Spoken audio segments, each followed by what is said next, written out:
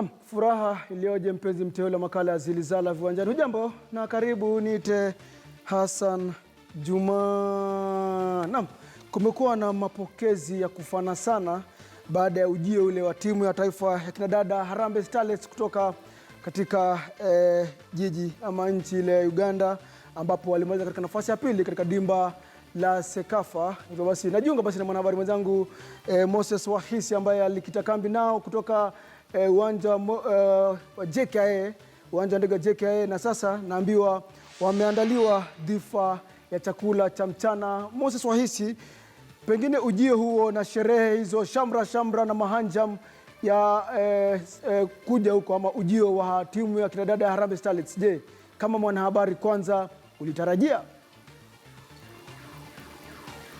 Pengine hasa ndiko kusema kweli, nilikuwa mmoja wale ambao walikuwa wanatarajia kuwa Harambee Starlets watapata kutoa huo ushindi, na itakumbukwa kuwa hili ni jambo la kihistoria kwa sababu ni kwa mara ya kwanza katika historia ya taifa ya Kenya kuona kuwa kikosi cha kandanda upande wa kinadada kinalakiwa kwa njia namna hii. Pengine utakumbuka kuwa kikosi hiki ambapo kilikuwa kinaenda kushiriki katika michuano hii, wengi walikuwa wanakipigia upatu kuwa kitapata kuebuka na ushindi. Kumbuka katika yale michuano ambayo yalifanya kikosi cha Kenya kitapata kufuzu katika lile dimba la kuwania taji la Afrika. Pale Kenya tulienda katika michuano ya ugenini, tukapata kutoa mabao mawili dhidi ya Algeria, tukakuja nyumbani tukapata kutoa bao moja na tukapata kufuzu. Kwa hivyo Kenya imepata kuonyesha kuwa kinadada wanaonyesha kuwa wako katika hali shwari kabisa. Pengine kidogo najua wengi watakuwa wakiangalia kwa kina iwapo timu hii itapata kuzidi kuboresha matokeo yao ama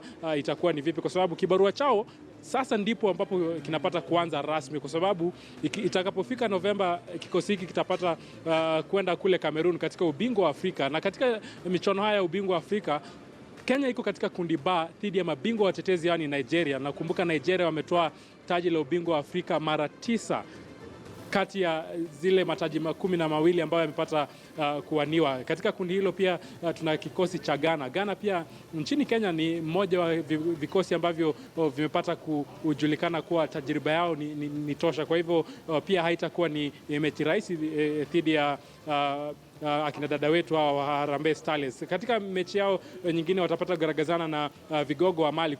Watu watapata kumbuka kuwa Mali walipata kuingia katika michuano hiyo ya ubingwa wa Afrika. Hii ni baada ya Equatorial Guinea kupigwa marufuku ya kushiriki katika kombe hilo. Lakini tumepata kuzungumza na mwenyekiti wa shirikisho la kandanda nchini, huyo ni Nick Mwendo, na amesema kuwa akina dada hawa watapata kusaidiwa kwa vyovyote vile. Kwa hivyo inaonekana kuwa matumaini yatakuwa ya hali ya juu, na iwapo shirikisho la kandanda nchini litafanya vile ambavyo rais wa shirikisho hilo anapata kuahidi, basi ni kina dada tu watapata kusubiriwa na tuone iwapo matokeo yatakuja katika njia ambayo inastahili. Kwa muktasari tu Wahisi, umezungumza na wadau, umezungumza na wachezaji, wanasemaje kuhusiana na dimba ile la Sekafa? Je, kulikuwa na sababu? Maana walikuwa piga upatu kutamba na kutoa taji hilo la Sekafa, lakini kidogo alimaliza katika nafasi ya pili. Je, sababu zilikuwa nzuri pengine kutoka kwa wachezaji na kocha?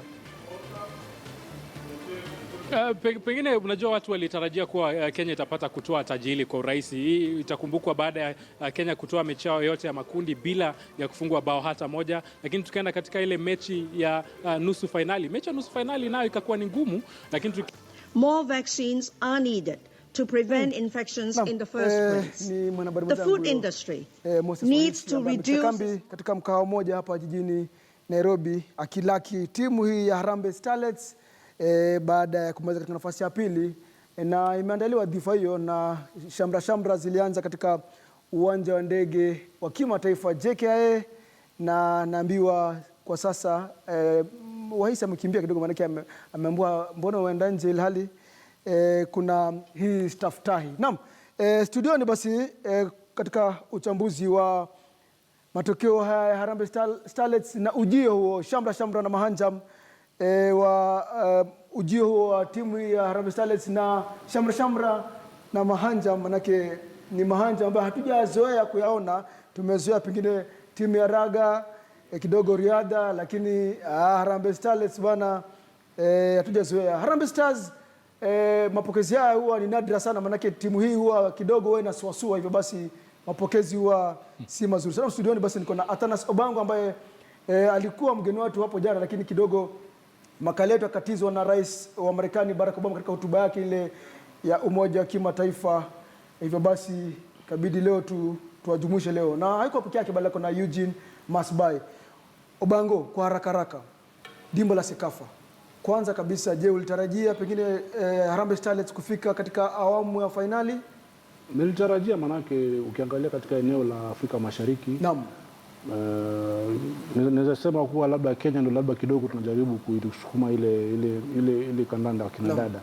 Kwa hivyo mimi sikutarajia kuwa wanaweza poteza, na nafikiri tusiangalie sana vile walivyocheza zile mechi zao za mwanzo, manake pia tuangalie upinzani ilikuwa ni kina nani.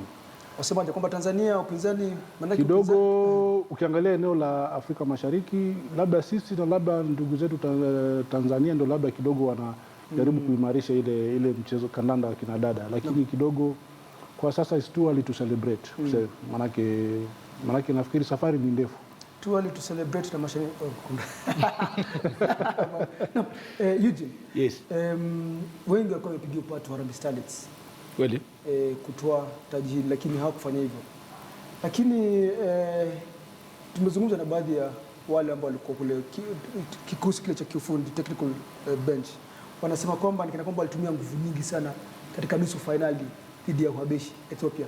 Walipokuwa katika finali walikuwa ni kana kwamba ni nguvu, sijui ni kijisababu ama vipi? Hiyo si sababu. Hiyo si sababu, kwa sababu siku ile walikuwa wanacheza nusu finali, pia wenzao walikuwa wanacheza nusu finali. Kitu walijituma sana kweli. 90 minutes ni 90 minutes pande ile nyingine, because hakuna mtu alienda beyond 90 minutes. So hiyo si sababu sana, kwa sababu pia nitasema Kenya walijaribu sana, kwa sababu ukiangalia kwa groupings hata za Sekafa, Kenya iko chini. Kenya iko chini kwa sababu iko juu ya Burundi na Zanzibar. Hawa wako ranked. Hizo zingine wako mbele ya Kenya. Tanzania, Uganda wako mbele ya Kenya. So Kenya kufika finali, na tunafaa tu celebrate. Asante sana, manake ndio kauli nakumuuliza Obango. Huu ujio wa Harambee Starlets, kweli tulikuwa tunatarajia kwamba timu itawasili leo, lakini kumekuwa na shamra kutoka katika uwanja wa ndege ya kimataifa JKIA. Magari yani imekuwa ni kama hatujazoea kuona mlolongo kwa sababu ya sherehe hizi. Je, pengine ni mambo ambayo ndio mwamko mpya ama mlitarajia nini? Nafikiri labda hizi sherehe zingelikuwa wakati labda wakitoka kule kwenye AFCON kule. Sio Sekafa. Mimi naona na nasema it's too early to celebrate. Manake Obango, the most important kitu muhimu kwa tuseme, wajua tunasherehekea saa hizi, lakini atuangalie safari ni ndefu. Obango, mgala muwe na haki yake mpe. Harambee Starlets unajua sio kina dada ilikuwa ijatiliwa manani kwa historia hapa nchini, ilikuwa ijatiliwa manani. Manake ukiangalia jiulize, Sekafa ya kina dada imechezwa miaka ngapi? Hiyo ndio swali. Na Harambee Starlets ilikuwa inaenda? Harambee Starlets ilikuwa inaenda. Nauliza hii katika ilikuwa ni makala ya ngapi ya Sekafa? Naam. Ya pili.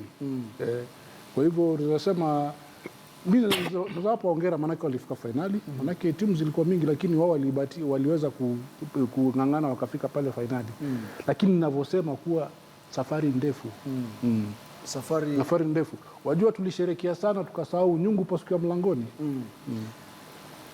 Masbai, safari ya masafa marefu huanza kwa hatua. Kweli. Na inaonekana Harambee Starlets sasa hiyo hatua guu moja ashaanza kulipiga. Kweli. Je, hizo sherehe na hiyo dhifa walioandaliwa leo na shirikisho na wadau, wizara ya michezo pia, je, ni inafaa ama kidogo ni kana kwamba tunasherehekea kwa haraka? Inafaa. Inafaa kwa sababu wasichana wamekuwa wametengwa. Na hao kukuja kukuwa number 2, ni lazima tushangilie kwa sababu hatukuwa nayo. Lakini pia ni lazima tuangazie AFCON. Kwa sababu AFCON ndio kubwa zaidi. Kwa sababu AFCON kama tutafanya hivi AFCON, then sijui sasa tutafanya nini. Bila shaka. Na kauli nzuri, maana dimba la AFCON, maana tunajua Kenya kundi tutazungumza kwa kina baadaye, maana tutazungumzia kwa kina kuhusu matayarisho na yale ambayo yanapaswa kufanywa kwa timu hii baada ya kumaliza katika nafasi ya pili. Maana sasa ndio Mkoko Alika Maua. Dimba ambalo linasubiri sasa ni dimba la AFCON, Africa Cup of Nations kule Cameroon. Kwa tutazungumza kwa kina sana, au sio? Naam. Ni wachanganuzi wangu Atana Sobango ambaye ni afisa mkuu wa Extreme Sports na Eugene Masbai ambaye ni mpenzi wa soka, mchanganuzi wa soka. Hajaniambia wafanyakazi wapi, hivyo basi atanieleza baadaye pembeni, au sio? Naam.